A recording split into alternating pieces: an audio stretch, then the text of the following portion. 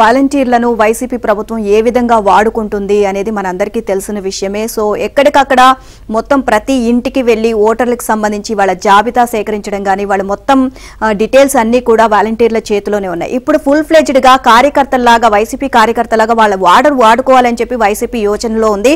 And దీనికి సంబంధించి ఎక్కడైతే ఎన్నికల కమిషన్ అభ్యంతరం వ్యక్తం చేస్తుందో అని చెప్పేసి ఎక్కడ అడ్డుకట్ట వేస్తుందో అని చెప్పి వైసీపీ నేతలందరూ కూడా భయపడుతున్నారు తరుణం ఇది. అండ్ ఎక్కడికక్కడ ఎలాగైనా వీళ్ళని కార్యకర్తలాగా వాడుకోవాలి, ఎందుకంటే వీళ్ళు లేకపోతే ఇక వైసీపీ గెలిచే పరిస్థితి లేదు అని చెప్పేసి వైసీపీ పెద్దలు అనుకుంటున్న పరిస్థితి.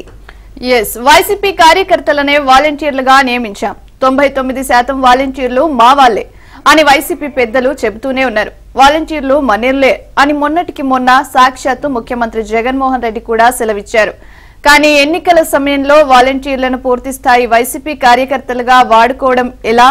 ఎన్నికల కమిషన్ అభ్యంతరాలు ఆదేశాలు అడ్డు రాకుండా వాలంటీర్లను ఫక్తు రాజకీయ ప్రయోజనాలకు ఉపయోగించుకోవడం ఎలా?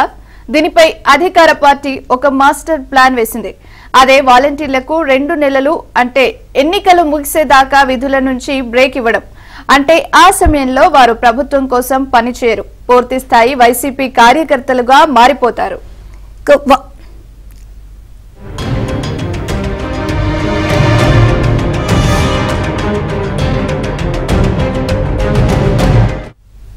వాలంటీర్లను వైసీపీ ఇష్టారాజ్యంగా వాడుకుంటున్నా ఎవరూ అడ్డుకోలేని పరిస్థితి. విమర్శలు, ఆరోపణలు, ఫిర్యాదులను పట్టించుకునే దిక్కులేదు.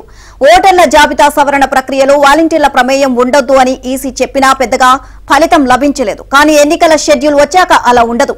ఈసీ నేరుగా రంగంలోకి దిగుతుంది. వాలంటీర్లపై పూర్తి స్థాయి నిఘా ఉంటుంది. ఈ క్రమంలో వారి సేవలను రాజకీయంగా వాడుకోవడం కష్టమవుతుంది అని గ్రహించిన వైసీపీ కొత్త ప్రణాళిక రచించింది.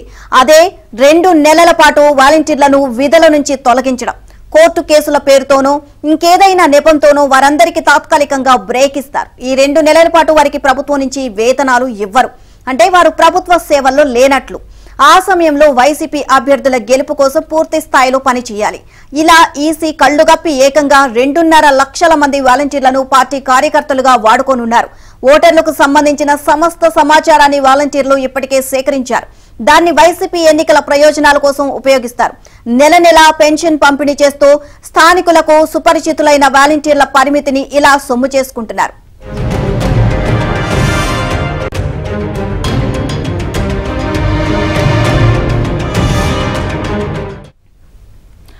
ఫిబ్రవరి పెన్షన్ పంపిణీ తర్వాత మీకు ఇతర విధులేవి ఉండవు.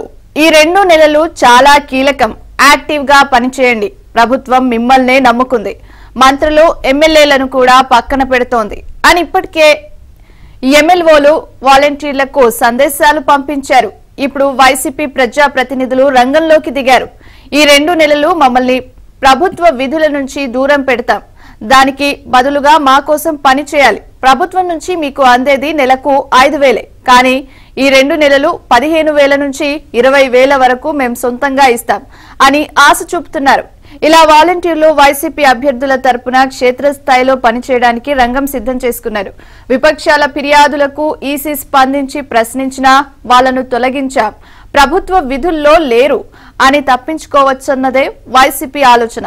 కొన్ని రోజులుగా వైసీపీ ఎమ్మెల్యేలు, అభ్యర్థులు వాలంటీర్లపై ప్రత్యేక ప్రేమ ప్రదర్శిస్తున్నారు. వారితో సమావేశాలు నిర్వహిస్తూ రాబోయే ఎన్నికల్లో మీదే కీలక పాత్ర అని చెబుతున్నారు. కుక్కర్లు, మిక్సీలు కానుకలుగా ఇచ్చి పంపిస్తున్నారు.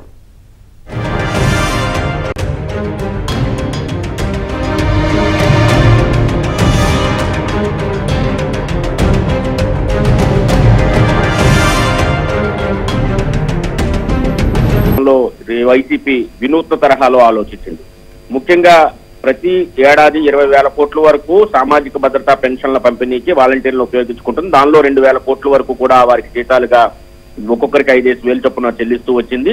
99% వాలంటీర్లు వైసీపీ వాళ్లే అని ఇప్పటికే మంత్రి బొత్స సత్యనారాయణ కావచ్చు, పెద్దిరెడ్డి రామచంద్రారెడ్డి కావచ్చు, సాక్షాత్తు ముఖ్యమంత్రి జగన్మోహన్ రెడ్డి కావచ్చు అనేక వేదికల్లో ప్రకటించారు. అయితే వారిని రేపు ఎన్నికల కోడ్ వచ్చాక పూర్తి స్థాయిలో ఎన్నికల విధుల్లో వాడుకోవాలంటే ఆ ఎన్నికల కమిషన్ నుంచి అభ్యంతరాలు వ్యక్తమయ్యే అవకాశం ఉంది. దీంతో ఈ అభ్యంతరాల నుంచి బయటపడేందుకు వాలంటీర్లు పూర్తి స్థాయిలో ఎన్నికల్లో ఉపయోగించుకునేందుకు కొత్త వ్యూహాన్ని అమలు చేసేందుకు సిద్ధమైంది. వారిని తాత్కాలికంగా తొలగించి వారికి పార్టీ నుంచే జీతాలు చెల్లిస్తూ ఎన్నికల తర్వాత తిరిగి విధుల్లోకి తీసుకుంటామంటూ హామీ ఇచ్చి వారితో పూర్తి స్థాయిలో ఎన్నికల పనులను చేయించుకునేందుకు సిద్ధమవుతోంది. గతంలో అనేక వ్యూహాలను ఎన్నికలకు అవలంబించేవారు. ఎస్ఎంఎస్ల ద్వారా తమకే ఓటు వేయాలని, లేదా ఐవీఆర్ఎస్ ద్వారా ఏ పార్టీ గెలుస్తుంది ఫలానా పార్టీకి ఓటు వేయాలని చెప్పేవారు. అదేవిధంగా సర్వేలు నిర్వహించడం ద్వారా, సర్వేలు ప్రసారం చేయడం ద్వారా ఎన్నికల్లో ప్రభావం చూపించే ప్రయత్నం చేసేవారు. అయితే వీటన్నిటికీ మించి వాలంటీర్ల ద్వారా ప్రజల బ్రెయిన్ వాష్ చేసి వారితో వైసీపీకి ఓట్లు వేయించుకునే కొత్త విధానానికి వైఎస్ఆర్ కాంగ్రెస్ పార్టీ తెరలేపిందని భావించాల్సి ఉంటుంది. అయితే వారి విధులను ఎన్నికల్లో ఉపయోగించుకోలేమని కొత్త ఎత్తు వేయడానికి సిద్ధమైంది. దీనిలో భాగంగానే వాలంటీర్లు గత కొంతకాలంగా సెల్ ఫోన్లు పంపిణీ చేస్తున్నారు. అదేవిధంగా కుక్కర్లు, వెట్ గ్రైండర్లు కూడా ఉచితంగా అందిస్తూ వారికి మంచి చేసుకునే ప్రయత్నాలు చేస్తున్నారు.